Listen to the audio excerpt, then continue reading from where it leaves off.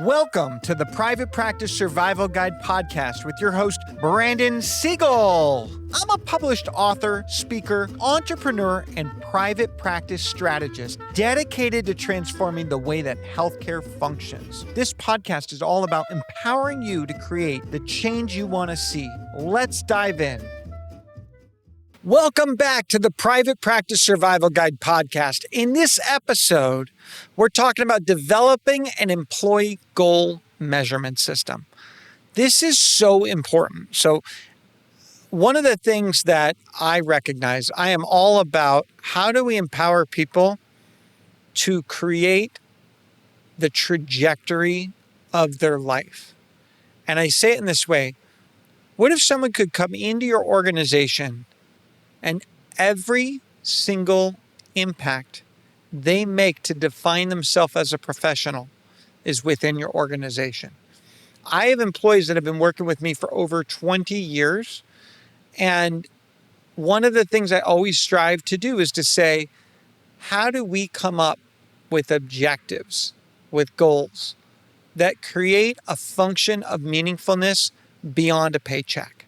And I know that's like a little bit kumbaya, so to speak, but I think it's really important that we look at this together and we evaluate, why do we work? What is the purpose of work? How I get that not every job is the most rewarding, but what would you tell your kids when they're looking to study? See, I've said this before, but I'll say it here and now in a new unit at a time. One of the things I tell my kids is, no matter what, my wish for you is to find a job, a profession, a career, an objective that you desire to work 60 hours a week in. And I'm going to say that again because a lot of you think I'm probably crazy. Imagine if you could find a job, a profession, and the function of work that you desire to invest 60 hours a week in it. It'd be amazing. Now, you may say, Brandon, there's no work-life balance in this. I'm like, okay, so if you desire to travel for a living, is traveling for 60 hours a week, would that feel, well, no, that's what I want to do. I go, exactly. Why do we always think that work can't be something we desire to do? And just because we have a desire to do it for 60 hours a week does not mean that we will do 60 hours a week. But what I find is when we embrace a 60-hour-a-week mindset, our mind takes the meaningfulness of work to another level. So I had this employee, and she's worked for me for many, many years now. And her husband died. And she came to me and she said, I'm so thankful for my work. My husband's no longer here. This gives me purpose. And I'm able to do things for others that I wouldn't be able to do without this. Now, she had an employee goal. And one of those goals that she had as an employee does not mean it was a work-related goal. It was a personal goal, but she's an employee of mine. And she had the goal that she could pay off her home. And 3 years ago, she called my team and said, today is a special day. She said, despite losing my husband, I continue what I love to do, and I did something I never thought would be possible, which is I paid off my home and I own it outright. That was her goal. That's not my goal. That's not a work goal, but it's a goal that I want to help her achieve because now I'm a conduit of her meaningfulness in life, what she chooses, where she wants to go, etc. And I want to be clear. Sometimes employees have goals that are outside of our organizations that we can't control, and we have to allow them to seek that. So I just had another employee that I didn't see it coming, And about a little over a month ago, she said, I have some news. I said, okay. She said, there's a goal that I haven't shared with you. I said, okay. She said, I have a goal to work with my husband. I said, oh, okay. What's he do? Maybe he can work with us. She said, no, Brandon.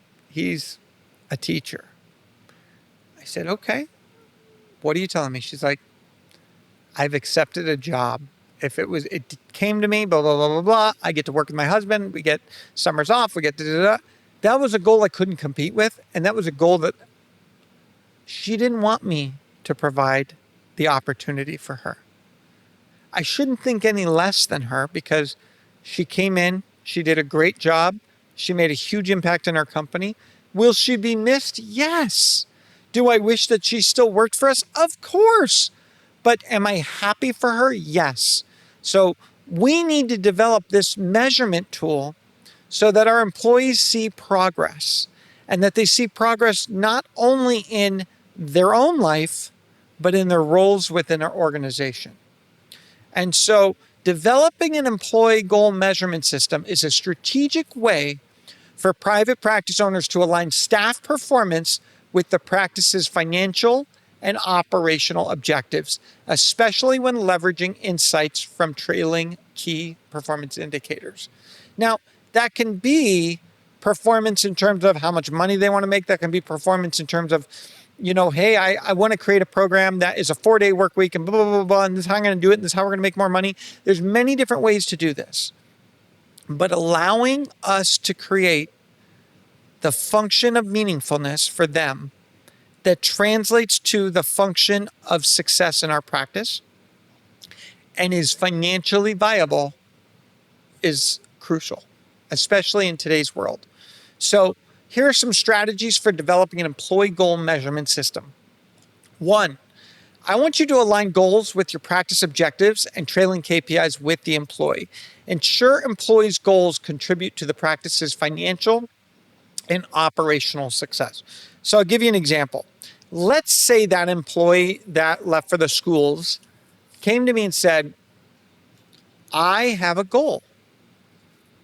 And I say, okay. And she goes, I want to, 1, work a school-based employment opportunity. Okay. 2, I want to work with my husband. 3, I want a maternity program that sustains my ability to be with my child for 3 months. Okay. That's her goals. I still have to make sure they align with our practices, objectives, etc. Very transparently, 2 of the 3 things I could have probably handled. The maternity one's hard. And that's where, honestly, she's going to be better off in the school district. But my point is, if she came to me a year and a half ago, I could work towards that. And I could say, hey, da da da da. But when you come to me 1 month after, before you're taking a new job, there's not much I can do. So by continuing to align our goals synergistically between what they really want, their needs, their wants, their desires, where they want to be 5 years from now, and how do we help them get there is really important. We want to identify the key practice goals. We want to understand how we increase revenue per session or reduce appointment no-show rates. We want to translate these into specific employee goals as well. So front desk staff member comes to me and says, financially, I have a goal to make $3 more an hour. I go, okay. Give or take, that's like $8,000 more a year. That's something. How do we do that? And now it's like, okay, what if you could reduce your no-show rate by 5% through improved appointment reminders? What if you could improve your collection rate to 95%? We look at those ways and those objectives related to those goals. So there's meaningful goals, there's financial goals, there's function-oriented goals. One function-oriented goal might be, I would love to manage others. And we have to unpack that. So I always start with, don't make them a manager, give them a management project. So I want you to manage our Christmas party. And I want you to manage everyone coming in and doing all the jobs and divvy it up and give them that project. Let people have a taste of it. Make sure that goal is real for them. And when we're setting goals, we want to use SMART criteria: specific, measurable, achievable, relevant, and time bound to define all goals. So if trailing KPIs show a collection rate, example, 85%, set a goal for the billing specialist to increase collection rate to 90% within 6 months by reducing claim denials. Now I'm putting a goal on that employee. Why do you think that's meaningful? Now, if I just said to them, hey, do you want a challenge? Not everyone wants a challenge. But when that billing person accomplishes that, they're going to feel so good. I find that every time I am task-oriented and completion successful, I feel better. This weekend, I had to do some stuff and I wasn't looking forward to it. But once I finished it, I felt so good. Creating this opportunity, employee efforts directly support practice priorities and they enhance the performance. Everyone wants to perform well. Give them that actionable. Now, if I just said to an employee, hey, I want to be more profitable, that doesn't mean anything. I need to give them a specific goal. So what if the specific goal was, I want everyone that you call the day before the practice to reschedule if they cancel? That's your goal. That's an objective. Clear. They can accomplish it. They can learn from it. It's finite. It's specific. It's time-bound. It's achievable. Now, I want to focus on that. Achievable. Very important. Sometimes we set goals that are not achievable. I've given this example, but I had someone back in the day that said, in order for us to offer benefits, everyone must do 30 billable hours of therapy. That was not achievable by everyone. It was an unrealistic goal. It is achievable by some, not achievable by all. Making sure it's realistically achievable is really important. We want to involve our employees in goal setting. We want to foster ownership. We want to motivate them. What do you think we should do about this? How should we handle this? What would your role be? What are other players you'd like to be on your team? How would you support the progress of this? Hold one-on-one meetings to discuss how each role impacts KPIs and the practice goals. I want you to collaborate with your employees. I want you to set those goals with their skills. And guess what? I want you to give them a budget to develop a skill. $5,000 in the next 12 months, what skill are you going to develop? We don't invest in progress, we invest in action.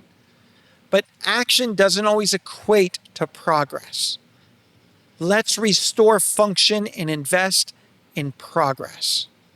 Let's educate. Let's evaluate together. Let's co-create a solution. Let's get people that want it more than you. You know, I was on the baseball field with my son the other night, and an employee texts me and says, hey, can we talk? I'm like, of course. And I literally take the call from there. And she's like, oh, I'll talk to you tomorrow. I'm like, nope, we're in this. We're there. And she's like, I just got these notes, and they're playing games. And we were having issues with the payer. And the payer's not playing by the rules with us. And she was more upset about it than me. That is investment. That is responsibility. We must validate and give those the torch that take on that persona. She is not just an employee. She holds ownership over function. There is a difference between ownership over function and ownership over the shares of your business. The ownership over shares of your business is an investor. The ownership over function is an employee you must hold on to. So here's another example just in terms of like this goal measurement system. Therapists might co-create the goal to say, hey, I've noticed my patients are not staying on as much as I like. I want to increase patient retention by 10% in 3 months by implementing follow-up calls and I'm going to measure that via our EHR data. So what I want to do is I want to get my bucket of patients, and we've lost on average this much patients over the last month over month. I want to increase that or decrease that amount so that we're increasing our patient retention by 10%. The phone calls are creating more relationship. The phone calls are creating accountability. And the higher engagement and accountability, the employee feels invested in their goals. They also feel that someone values what they do and mean to the practice. So the other thing we want to do, we want to make sure when we're developing this employee goal measurement system, we're using a mix of quantitative and qualitative metrics. Why? Because we need to balance measurable outcomes with behavioral and developmental goals. So we want to incorporate quantitative metrics tied to the trailing KPIs. That could be the number of claims processed without errors. That could be the average patient wait time for the front desk. We want to include qualitative metrics to assess soft skills such as patient feedback scores for customer service, peer reviews for teamwork, etc., using a score system 1 through 5 for qualitative goals to make them measurable. So an example of this is a nurse's goal might combine reduced patient wait time to under 10 minutes, quantitative, to achieve a 4.55 or higher patient satisfaction score, qualitative, that they feel better. A holistic view of performance that values both results and interpersonal contributions because we've got that. Sometimes we get so focused on numbers that it sends the wrong message. So I always say, what's the goal of the patient? To feel better. How do we achieve that? Through the number of appointments and outcomes delivered, plain and simple. We need the quantitative action in order to create the qualitative outcome. So when we're doing this, we're also looking at how do we track this? How do we report this? There's a lot of great HRIS systems, a lot of different ways to do this, but we want to streamline our goal measurement, ensuring data accuracy. So sometimes we're using practice management software, the Carios, the Athenas, the Prompts, you name it. Sometimes we're using HR tools like Bamboo HR, Gusto, different ones like that. We want to track employee performance metrics. We want to integrate the KPI data from that EHR system to monitor progress, such as session counts for therapists, claim rejections for billers. And then we want to create those dashboards to visualize individual and team progress, updating weekly, monthly. I use Monday.com for a lot of this. So set up your dashboard, track your billing clerk's goals. Maybe the goal is reduce claim denial rate to below 5%, pulling data directly from the billing reports. The outcome ultimately is that we've got real-time insights simplifying how we monitor and reduce our administrative burden. This can be a shared goal. So I want to be clear. There are goals that serve the employee primarily, and through that serve the practice. There are goals that serve the practice that through the employee, we achieve that. So it goes both ways. We need to make sure in our goal measurement system that we're having regular check-ins. We've got feedback loops.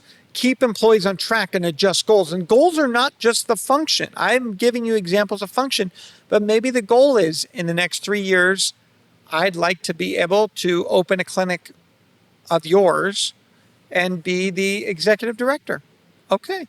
How do we get those goals? What are those sub-goals? So we've got employees have two sides of their goal measurement system. One side is function-oriented. What is the function that they play for the company? The other side is their professional goals. Both are important. If you only focus on function, your employee will look elsewhere. If you only look at professional, your practice will not functionally get to the next level. This is part of even our succession planning. When we know others' objectives, we can create the succession of the role that they can play within our organization. So keep your employees on track. Adjust goals. Schedule your monthly, quarterly, one-on-ones. Catch them off guard. Take them for coffee. Take them for lunch. Get their challenges, adjustments. Provide specific feedback. The other thing you want to do is you want to read the room, because recognizing sometimes that employee is not telling you what you need to hear, they're telling you what you want to hear. Utilize opportunities for peer review.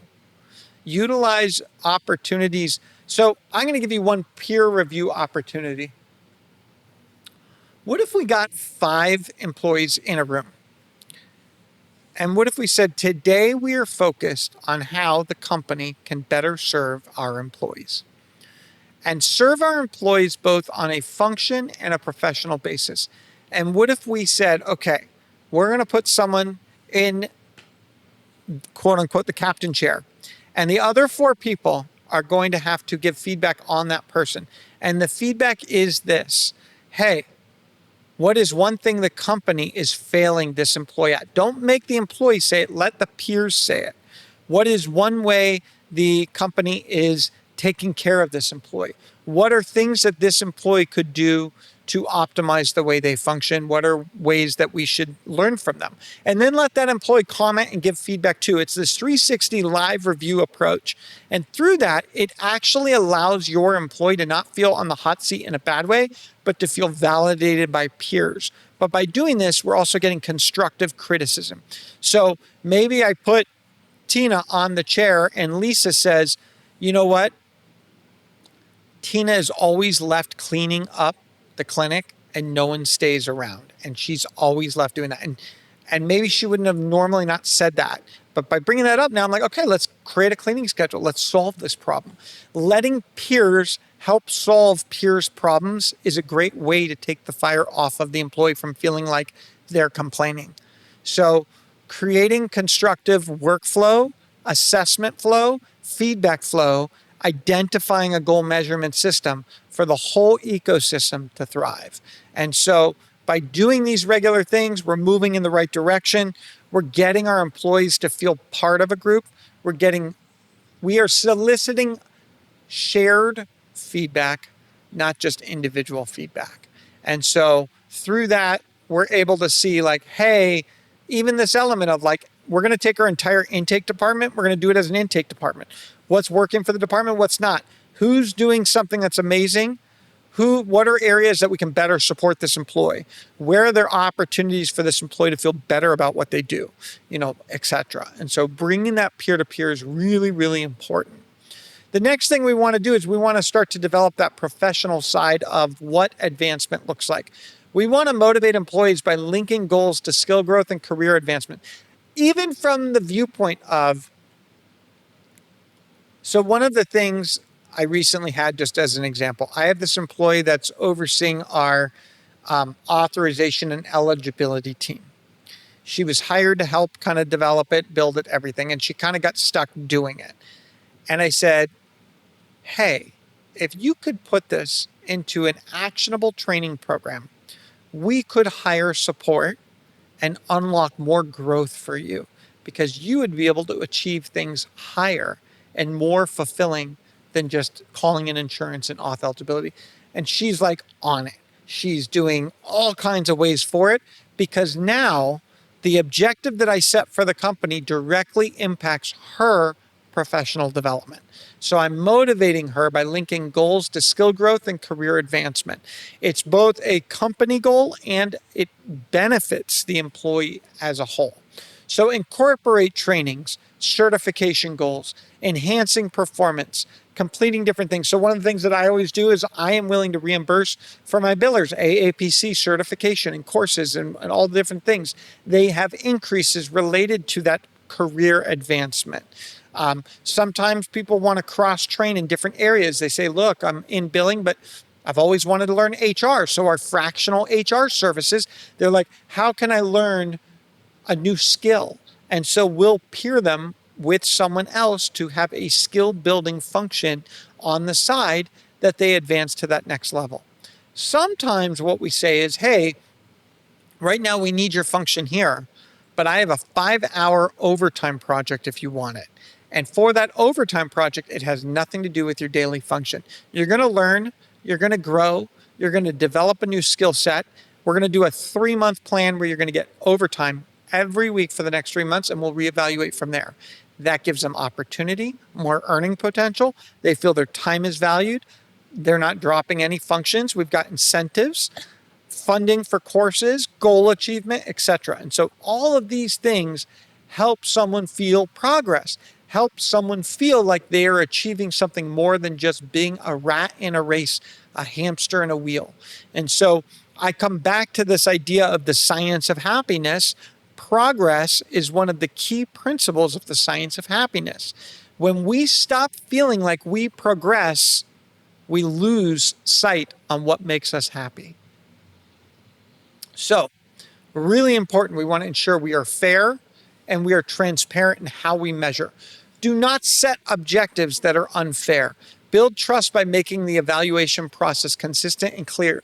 Allow them to have their voice. Allow them to name things. The most challenging thing I have is sometimes I want to give the opportunity of choice or responsibility to employees, and they just don't want it. And so you have to read the room. Recently, I had 2 employees bring 2 potential candidates to the table for a job. And each one was like, hey, you interview them, it's your choice, etc. And we like them, we want them, etc. And they even interviewed each other's candidates as well. And I ultimately interviewed both, and I didn't like either of them. And I said to them, I'm happy to hire either one, but you're going to have to make that decision because I don't want to take responsibility if they fail. And that reality, they're like, forget it then. We don't want that. And I get it. And one of the mistakes that I made was they felt that I'm hard in my interviews. They felt my interviews alluded to the fact I showed my cards, that I wasn't really impressed by either candidate. And that was a learning objective for me. But what I come back to was I had a goal for them to try and take responsibility over, you brought them to the table, you make the decision. And in this case, neither one felt comfortable doing that. And so I ultimately said to them, we're not hiring them. So really important when we're building trust by making our evaluation process consistent and clear. We're documenting goal criteria. We're aligning metrics. We're evaluating the methods in a shared policy handbook digital platform. We're using objective data sources, EHRs, patient surveys, etc., because we want to minimize bias. We want to communicate how performance impacts rewards, incentives, but quality of employment as well. So share a goal sheet stating that a front desk, when we're looking at these things, we want to be able to show what can be achievable. Sometimes incentive-based approach works, and sometimes it's more about this is something that's just going to be meaningful.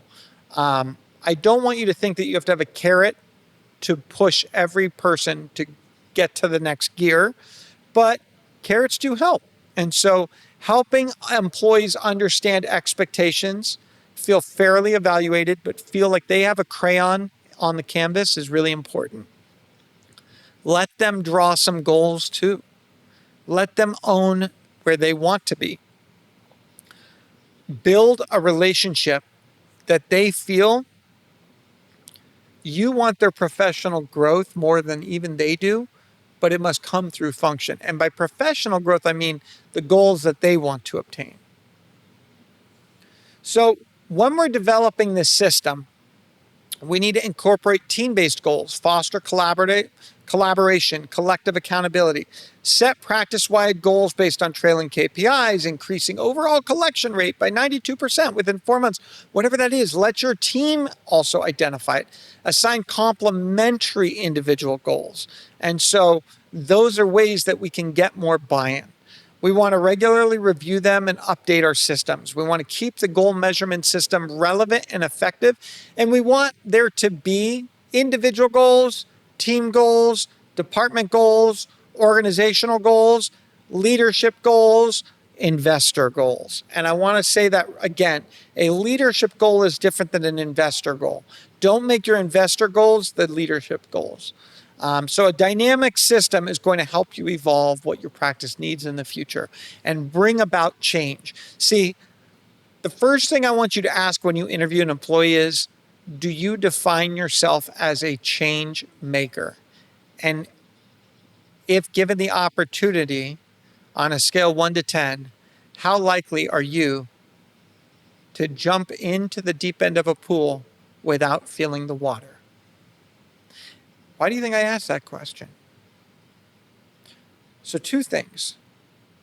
Change maker is someone that takes responsibility over creating an effect, a cause, an effect, all of that stuff. I need change makers. Every person in my company is a change maker. We change an appointment, we change the condition, we change the money, we change everything. If you are not a change maker, you do not work for me. What am I evaluating when I say, if I've given you the opportunity to jump in the pool without feeling the water, would you choose to take that opportunity? The person that's willing to jump into the water without feeling the water, that is your ultimate. They'll take on any change, they'll adapt, and they'll grow. Now, I want to be clear. We don't have many of those. So if you're only looking for those, you're going to run out of them. I always say there's four types of people. The person that never wants to go in the pool and only goes when you make them. That's my dog, Archie. The person that puts their feet in the pool and then slowly goes in. That's probably, I'll say Jonah, my son. Then there's the person that, quote unquote, goes waist deep in the pool. We'll give that to Sophie. And then there's the cowabunga dude that just totally jumps in the pool without even doing it. That's my other dog, Goldie. Different levels and tiers. The more that we can jump in and adapt to a certain point, not that we don't need calculation, but adapting to change is a necessity in order to achieve goals. We want change makers. We want people that want to change and grow. So it's really important that we communicate the why behind our goals and they communicate the why behind their goals. The hardest thing for someone to admit is when their goal does not involve you. The most common goal that I find in my workplace is therapists that have a goal of one day being a stay-at-home mom. I respect it. I'd rather know it. I'd rather help them work to it, because the more that I'm part of that process, the more that we have a transition, we have a process, etc. So I want you to inspire employees by connecting their goals to the practice's mission. So our mission for one of our companies is to change the world one child at a time. What better way to change the world one child at a time than for you to have your own children and one day be able to be self-sufficient to raise your children? I'm on board with that. Explain how goals improve patient care. Practice sustainability. Share your trailing KPI insights during those staff meetings, but allow them to comment on it. Allow them to ask questions. Allow them to draw a story to it and reinforce the link between individual contributions and practice success. Employees will be motivated by a sense of purpose and boosting engagement when it directly impacts their role, their function, their growth. So we got to look at transactional goals versus transformational goals. Transaction is going to be more that number oriented. Transformational is like, to me, there's a transformational goal to someone saying, I want to become a doctorate in this profession or whatever that is, So really building your transaction and transformational goals with them. Having both are really important. Don't just focus on the transactional goals. Focus on your transformational and build that balance. And so by creating a system that operates on behalf of your employees, you will be able to facilitate employee-driven goal setting, automate goal tracking with personalized metrics, implement automated support and reminders, curate a resource hub for goal achievement. You're going to be able to enable peer support, collaboration, automate recognition and rewards, allow flexible goal adjustments, provide confidential progress tracking, integrate with employees and your wellness program, and continuously improve the way that employees operate in your ecosystem. And so instilling the science of happiness as a result of goal measurement is going to get you to the promised land. Purpose, connected, progress. Make all three part of that goal. Did you know that 78% of organizations with structured employee goal measurement systems, including regular KPI tracking, reported higher employee engagement and productivity compared to those without such systems? That's from SHRM, from a report from 2023. So, inspired by Ken Blanchard, empower your team with clear goals and watch them turn vision into victory. As a leader, their success is the heartbeat of your business's growth. Thank you for tuning into this episode of the Private Practice Survival Guide podcast. Don't forget to like us and subscribe, follow us, reach out to me. Go to wellnessworksmp.com, connect with me, set up we've got free meetings and all different things for you. So check it out. And don't forget, together we can thrive, not just survive. Thank you for tuning in to the Private Practice Survival Guide podcast. I'm incredibly grateful to each and every one of you. Exciting news. We're now available everywhere, from Spotify to Apple Podcasts to YouTube or anywhere you like to listen to your podcasts. So watch, listen, and reach out. If you loved this episode, please drop a 5-star review. It truly means the world to me. Are you looking for more ways to elevate your practice? If so, now is your chance. Reach out, go to my website, or email me at brandon@wellnessworksmp.com. And remember, it's not just about surviving, it's about thriving.